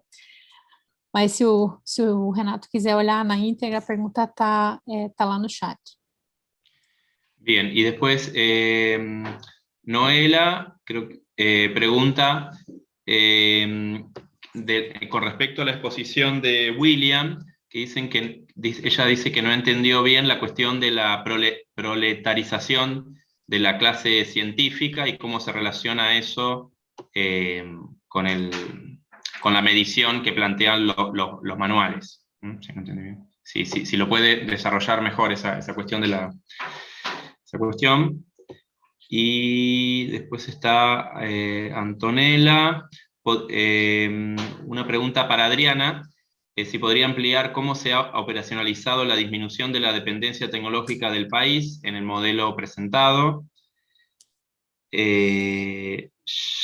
Javier Yasso pregunta para Carolina y Renata, ¿por qué la innovación no era considerada en el pensamiento latinoamericano sobre CTS?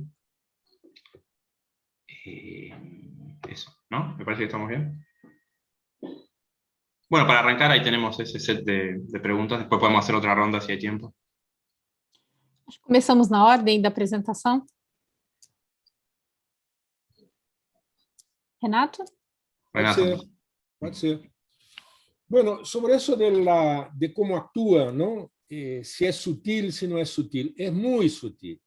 Y es muy sutil justamente porque el actor es un actor hegemónico, ¿no? En Gramsci, la hegemonía se da justamente por el sometimiento de los actores dominados, ¿no? Entonces, la alta iglesia de la ciencia dura no necesita explicar nada, no necesita explicitar nada.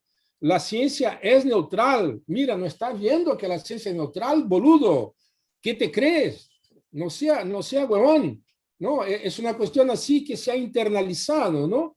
Que la tecnología es la aplicación de la ciencia y que la ciencia es buena, que, bueno, a veces algún tarado la aplica mal y ahí causa desastre, ¿no? Pero entonces todo eso es muy sutil, ¿no, compadre? Eso es importante de tu pregunta, porque abre todo un campo de indagación sobre cómo luchar contra un enemigo tan poderoso, ¿no? Entonces, y eso lo combino con la otra pregunta, si hay algún actor que ha logrado amenazar de alguna forma esa manera, ¿no? de elaborar la política de ciencia, tecnología e innovación. Realmente hay muy poco lo que se ha hecho, ¿no? Yo te diría que quizás, bueno, tú sabes que más sabe el diablo por viejo que por diablo, ¿no? Pero yo te podría contar una experiencia en los años 2000 en la ciudad de Campinas, justamente que es un polo, ¿no?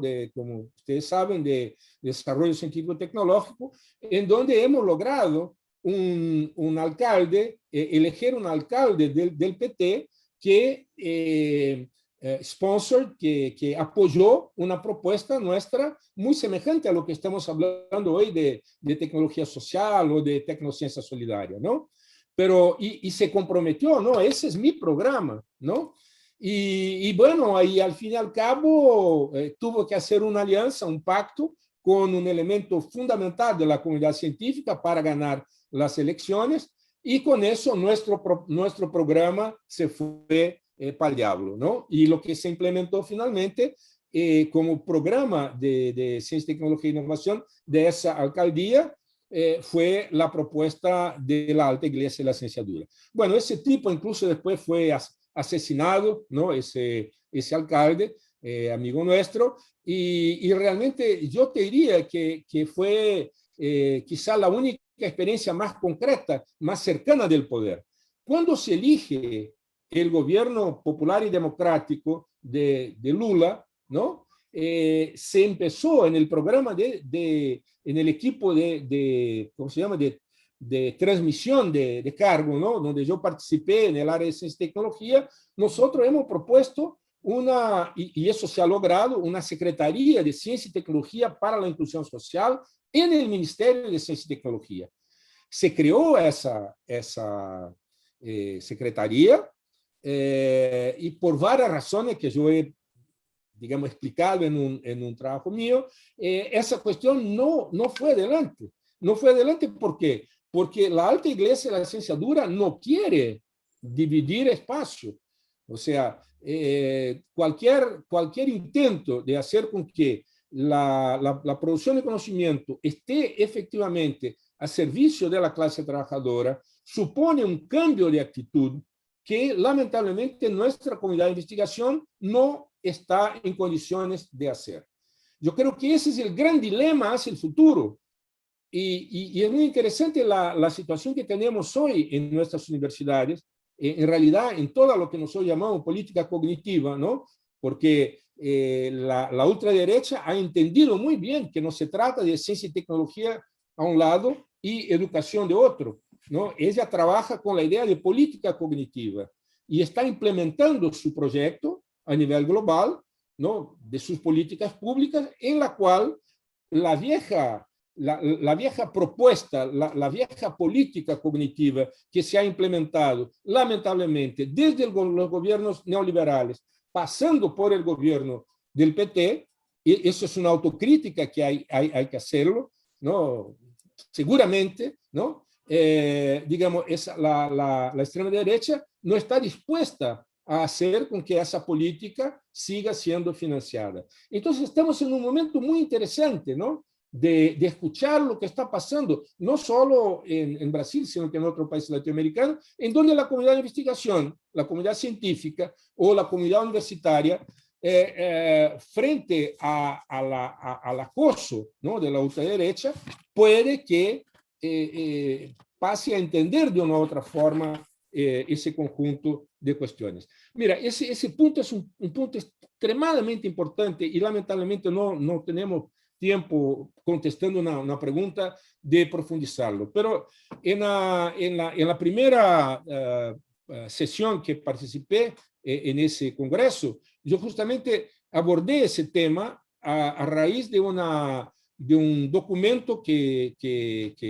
se estaba escribiendo sobre lo que está pasando en Venezuela, en Brasil y en México con la política cognitiva.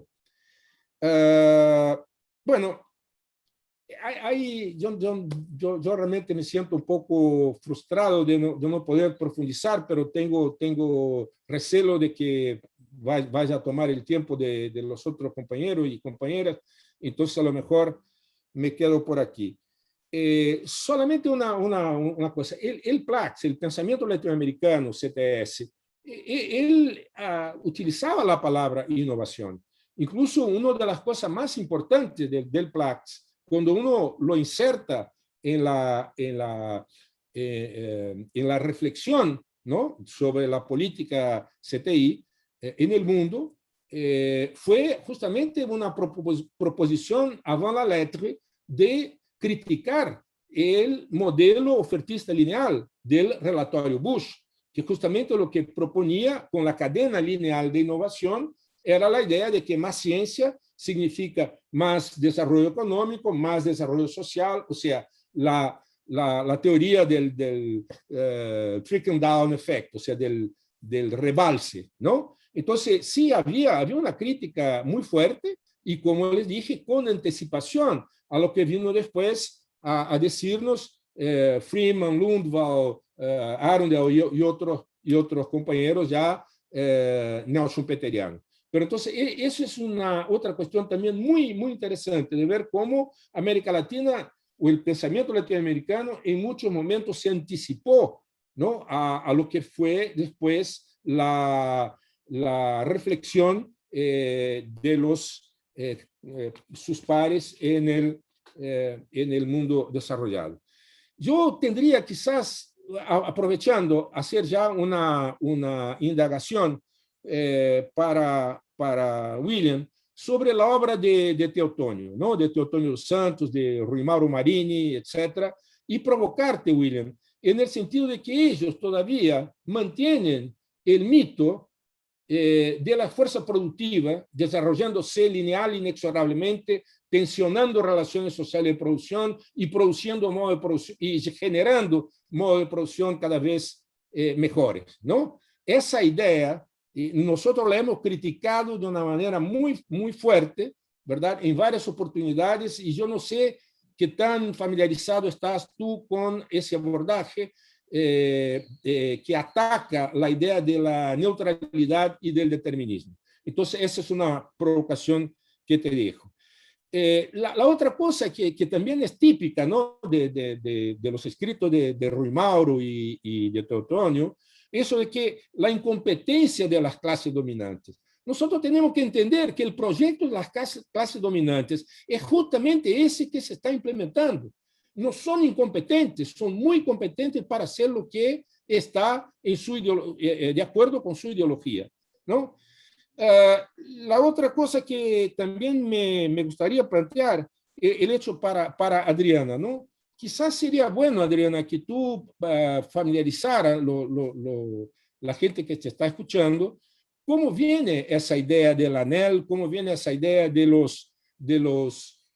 la plata, digamos, de condicionar, ¿no?, recursos para hacer I+D. Hablar un poco de los fondos sectoriales, hablar cómo se dio la privatización de las empresas estatales y cómo esos arreglos, ¿verdad?, de los fondos sectoriales y de las agencias regulatorias se dio como un arreglo entre amigos, ¿no? Entonces, la probabilidad de que esos recursos que las empresas ahora privatizadas debieran aplicar para I+D, en realidad eran recursos entre amigos, ¿no? Entonces, un poco la expectativa, ¿no?, de que esos recursos, al fin y al cabo, pudieran hacer palanca al desarrollo social, bueno, a lo mejor es un poco ingenuo, ¿no? Porque nosotros ya desde la teoría ya de Fernando Henrique Cardoso, cuando él habla de los aneles burocráticos, ¿no?, él nos está diciendo que el Estado, los tecnoburócratas del Estado se alían con sus parceros del sector privado para hacer palanca a sus proyectos, ¿no? Entonces, eso también es algo que sería importante rescatar. Bueno, perdón por el tiempo. Bueno, Carolina, ¿no? Muito rapidamente, até porque o Renato acabou já fazendo vários comentários que eu iria fazer, mas com relação ao comentário do Juan Pablo, né, se existe algum exemplo no Brasil de que algum autor ou grupo de atores tenha impulsionado exitosamente discursos de política que desloquem minimamente esses discursos hegemônicos, o Renato já mencionou bem, tem talvez uma peculiaridade que eu acho interessante no caso brasileiro, é que quando o Lula é eleito e assume a presidência, nos documentos, né, ou seja, política explícita, havia alguma narrativa alternativa. Mas, neste caso, essas narrativas alternativas não se materializaram em uma política efetiva, distinta daquela que vinha sendo levada a cabo até então. E depois disso, nem narrativas alternativas a gente observa estritamente, né? Quando muito, a adoção desses conceitos, como esses que eu apresentei no meu trabalho, mas cuja dimensão social costuma estar circunscrita à questão mercadológica, né? Até menos frequentes do que nos organismos internacionais, e quando são mencionados até de forma mais proeminente, eu me atreveria a dizer. Então, infelizmente, não. Com relação à pergunta do Ricardo, né, também concordo com o Renato, é muito sutil, né, embora a sutileza não signifique simplicidade, né? É um mecanismo sutil, mas extremamente complexo, né? Esse processo de determinação das políticas de CTI. Eu talvez agregaria, não sei se agregar, mas ou chamar a discussão para um outro prisma de análise, né? O Renato chamou muito bem a atenção para essa questão da ideia da neutralidade da ciência, mas eu acho que é uma discussão que vale reforçar, porque neste caso, um mecanismo que condiciona e legitima esse tipo de orientação e essas relações de poder passa pela visão comum sobre as relações entre ciência, tecnologia e sociedade, e que são marcadas, como o Renato chamou a atenção, pela neutralidade da ciência, mas por outros mitos, né? Tem uma série de autores que vai discutir essa questão, enfim, uma série, o Renato dentre eles, né? Mas um que eu gosto particularmente da abordagem, porque acaba chamando a atenção para outros desses mitos, é justamente o Daniel Sarevitz. Mas eu acho que isso acaba legitimando, então, essa neblina ideológica, para usar os termos do Renato, né? num processo que historicamente é marcado, como o Ricardo mesmo chamou atenção, pela apropriação de conhecimentos, né, de outros atores sociais, né, infelizmente. E aí a gente tem realidades como a do Brasil, né, do agro é pop. Então, aqui, para quem não é brasileiro, eu deixo o convite, né, para uma hora que vocês estiverem com bastante disposição, não estiverem muito desanimados, nem depressivos, abram o YouTube e coloquem Propaganda Brasil Agro é Pop. Vocês vão ver a visão do agronegócio no Brasil, né, que até hoje perdura. Esses dias eu vi na televisão uma matéria onde entrevistavam um menino de 8 anos com uma camiseta em rede nacional que dizia agro é pop. Então, não só essa apropriação de conhecimentos, como isso acaba sendo legitimado, né, nesse jogo de interesses. Né? O Carlos Alberto já colocou aqui, obrigada, Carlos Alberto, o link para vocês terem uma ideia. Tá? E aí, com relação à pergunta do Javier, concordo com o Renato, até também faria um adendo, talvez. Acho que, para alguém que faz uma leitura esmiuçada da produção do Platts, a gente vai perceber que mesmo quando não é adotado o conceito de inovação tecnológica, a discussão que permeia várias dessas obras é justamente de inovação, né? Porque quando a discussão é feita usando os termos de desenvolvimento tecnológico, essa discussão ela é circunscrita ao posicionamento da empresa, a dinâmica da empresa, a especificidade da empresa, do setor produtivo latino-americano, etc. Acho que isso também tem a ver com o momento histórico onde essa produção é feita, né? Onde esse uso do termo inovação propriamente, ele era muito menos enfático ou presente, talvez, do que a gente perceba hoje. Também quero aproveitar a ocasião e fazer 2 perguntas bem rápidas, uma para a Adriana e uma para o William. A Adriana é a título de curiosidade mesmo, tá, Adriana? Eu sei que não foi o foco da parte do trabalho que você apresentou aqui hoje, eu entendi que é um trabalho bem mais amplo, mas é uma curiosidade que ficou pulsando aqui para mim, né? Acho que foi super interessante que os resultados que vocês chegaram foram muito parecidos àquilo que a bibliografia já chamava atenção, né? Sobre resultados e impactos desse tipo de política, né? E um dado que me chama a atenção é quando você destaca que a maior parte desses recursos de P&D vem justamente dessa obrigatoriedade, né, estabelecida pela ANEEL. E aí eu fiquei com a seguinte indagação, né? Dado que isso já tem um trajeto histórico relativamente já minimamente consolidado, né? Numa política extremamente recente, né? Vocês conseguiram aprender a percepção de importância que essas empresas concedem a esse tipo de mecanismo? Em que sentido? Vocês conseguem perceber muito bem resultados, impactos positivos dessa condicionante, né? Mas as empresas também percebem como importante? Será que, de novo, é uma curiosidade, tá? Uma indagação, você fique à vontade de colocar, pode ser conjectura, se vocês não chegaram até aí, tá? Mas se hoje houvesse essa suspensão da obrigatoriedade, a tua apreciação é de que as empresas, isso teria já logrado uma mudança de cultura das empresas, e possivelmente as empresas continuariam nessa trajetória com esse grau de investimentos, ou provavelmente o que a gente observaria seria uma queda drástica dos investimentos em P&D, porque as empresas têm uma apreciação muito de importância baixa para esse tipo de atividade. E para o William, já conheço o teu trabalho, então eu queria perguntar muita coisa, mas não posso. Eu só queria fazer uma provocação, talvez mais até para você pensar, se não quiser responder aqui, tá bom? Você falou bastante da proletarização dos cientistas, né? E aí a minha provocação seria talvez você pensar isso, mas numa discussão um pouquinho diferente, né? Que é essa discussão sobre a mercadorização do conhecimento. Né? Então, a gente tem neoliberalismo, cultura gerencial, mercadorização do conhecimento, e isso, por sua vez, tem impactos na dinâmica da produção do conhecimento e na questão, enfim, da prática dos cientistas. Por que eu estou dizendo isso? Porque eu acho que daí a gente muda um pouquinho o prisma da análise, né? Porque quando a gente fala assim, precarização dos cientistas, parece que todo mundo é precarizado igual, né?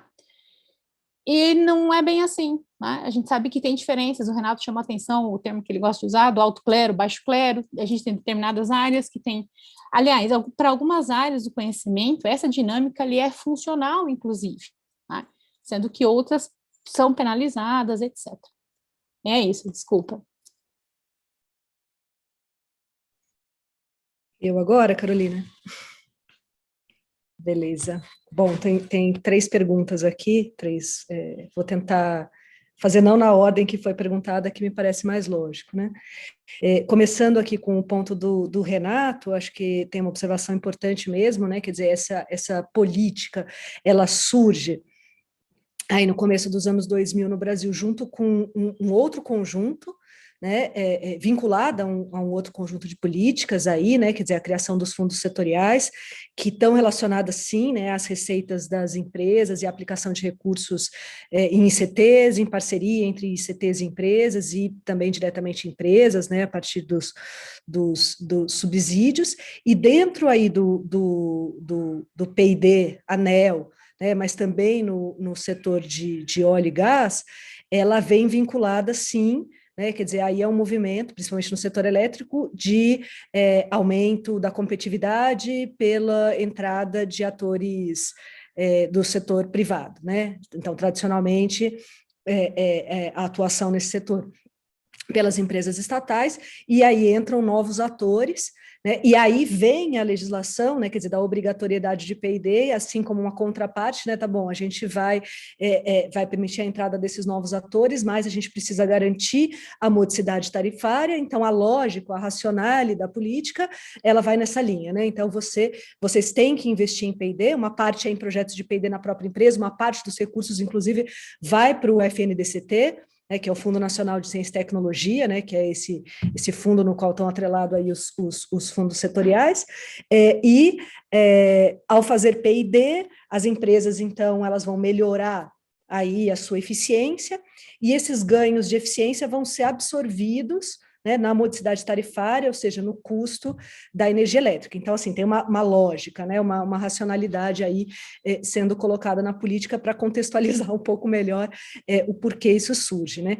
Mas aí vem uma questão de como isso vem sendo implementado, né, e como a gente vê esses resultados, se de fato isso tem acontecido. Eu acho que existem várias evidências de que não tem acontecido de fato, quer dizer, a gente não tem revertido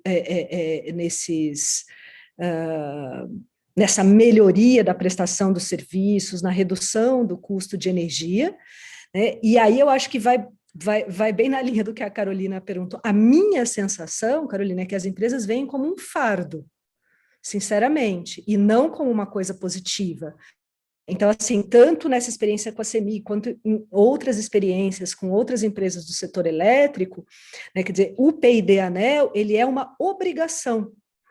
Então, você tem que colocar pessoas para gerir esse recurso, tanto, até teve uma tese aí que a gente orientou no DPCT, o Sérgio e eu, há alguns anos atrás, que ela falava sobre a gestão minimalista, né? Quer dizer, a empresa ela coloca ali o mínimo de elementos para fazer a gestão desse P&D, porque ela precisa cumprir a obrigação legal, mas com muito pouca percepção sobre como efetivamente ela pode se apropriar.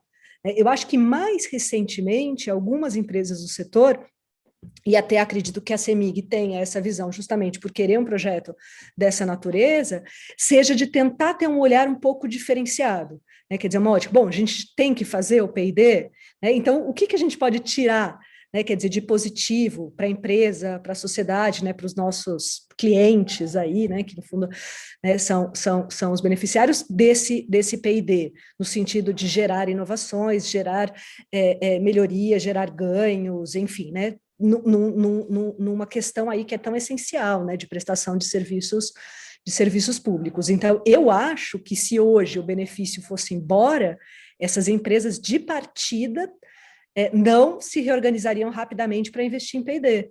Porque se elas realmente tivessem esse interesse, elas também estariam acessando outros instrumentos de financiamento, coisas que elas estão fazendo muito pouco. Tem um dos estudos lá que fala, né, quer dizer, eles acessam um pouco lei do bem, né, ou acessaram aí historicamente, né, um pouco lei do bem, mas pouco os outros mecanismos. Né, como assim, bom, já me dá um trabalhão ter que gastar o recurso ANEEL. Né? E aí também tem uma coisa interessante, né, assim, que a gente sempre discute lá no grupo, né, e tem discutido entre nós, que é um pouco assim, né, quem são os atores que sustentam, né, essa política? Porque no caso do P&D ANEEL, não me parece que as empresas elas são grandes defensoras. né? E então é a própria ANEEL que consegue, né, quer dizer, por enforcement, colocar e sustentar isso ao longo de 20 anos. É uma dúvida mesmo, assim, né? Como é que esse discurso da política se sustenta frente a evidências fracas do seu sucesso e talvez essa não adesão legítima, né, das empresas. E aí, o último ponto, né, mais pontual sobre a questão da dependência tecnológica, de fato, no modelo, como ele tinha perspectiva micro, né, no sentido de olhar, ajudar a gestão da CEMIG, a gente não criou um indicador direto para isso, né, quer dizer, mas essa análise da dependência tecnológica, ou da diminuição eventual, né, que a política trouxe para a dependência tecnológica, ela tem que ser uma análise feita de forma mais agregada, né, de você realmente olhar aí o quanto que tecnologias geradas a partir do PID ANEEL trouxeram aí uma substituição, uma mudança de processos, né, quer dizer, em relação ao status do que já vinha sendo antes.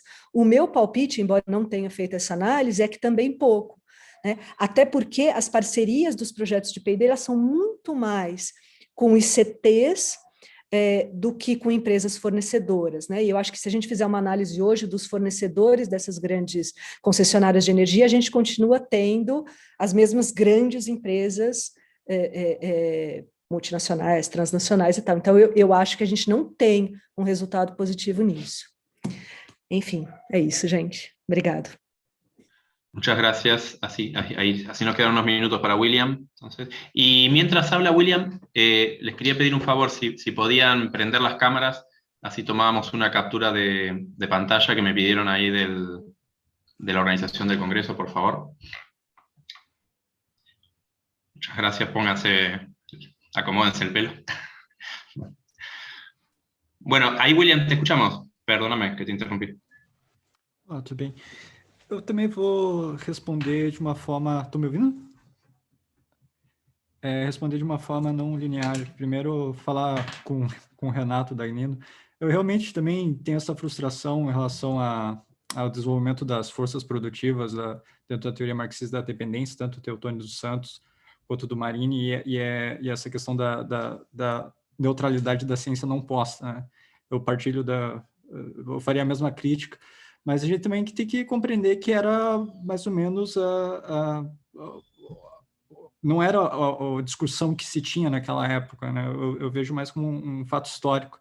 Só que, para mim, os benefícios de você tomar um trabalho, pensar a organização do trabalho, o processo histórico dentro do capitalismo, as classes sociais, é muito mais relevante do que fazer essa discussão em abstrato. Então, eu acho que existe um aproveitamento para a gente, principalmente como latino-americano, fazer essas leituras.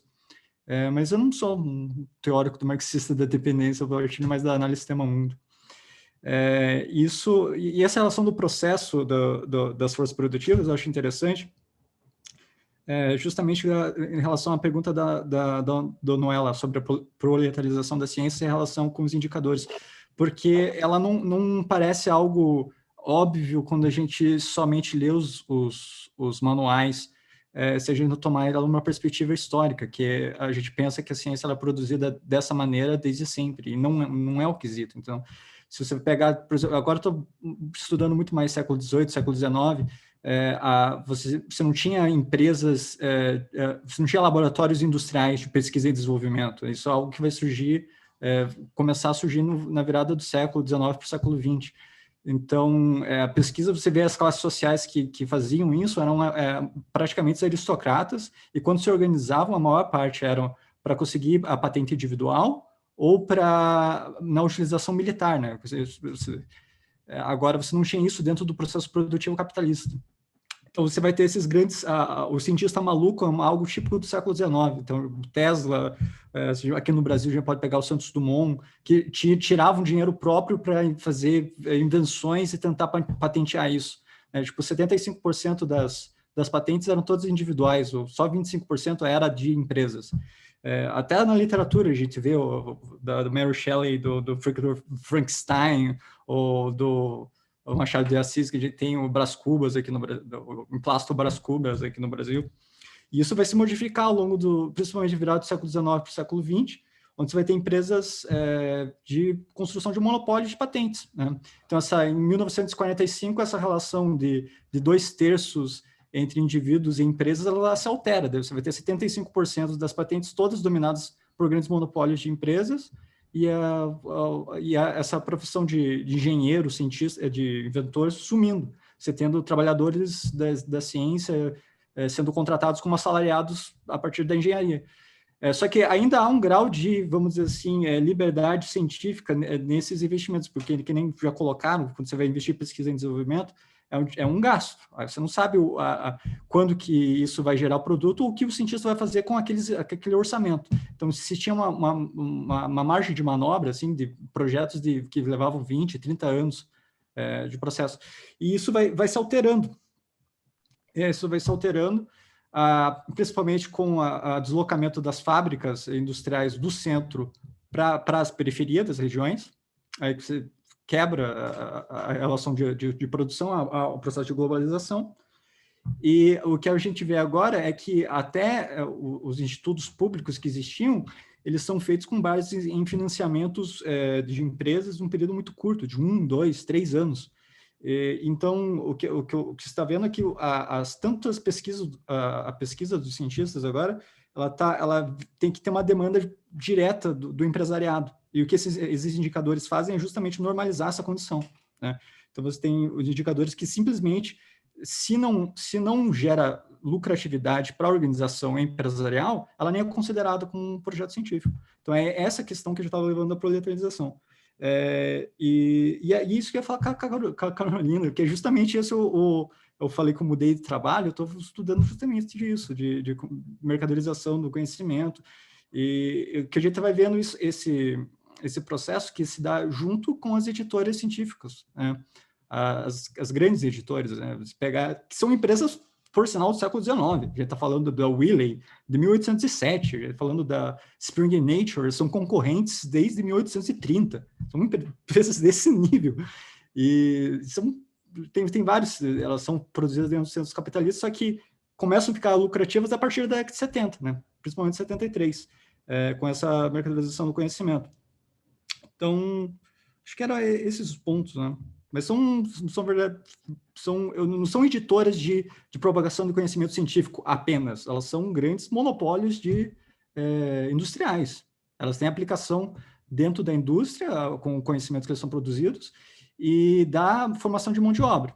E o que a gente está percebendo, se olhar para as taxas de lucro, por exemplo, acho que foi da LCV, em 2019, ultrapassou da Google. A Google tirou 26% da taxa de lucro operacional, a LCV tirou 37%, se não me engano, no ano. E a gente falou uma indústria bilionária. É isso que... Enfim. Bueno, vamos finalizando entonces. Después yo tenía algunas preguntas para Renato y para Carolina, pero se las hago después por WhatsApp, porque ya estamos terminando y por ahí tenemos que dejar un espacio en el medio. Entonces quedan invitados e invitadas a la mesa que es a las 18 horas, ¿sí? En la sala 5, donde continuamos estas discusiones con algunos casos como Brasil, Argentina y Perú. Bueno, les agradecemos mucho por la atención, por la participación, bueno, y en especial a los expositores y a las expositoras.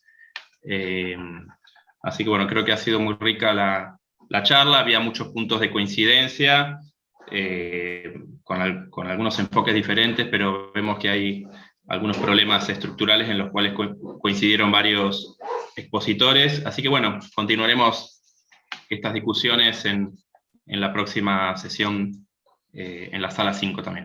Sim.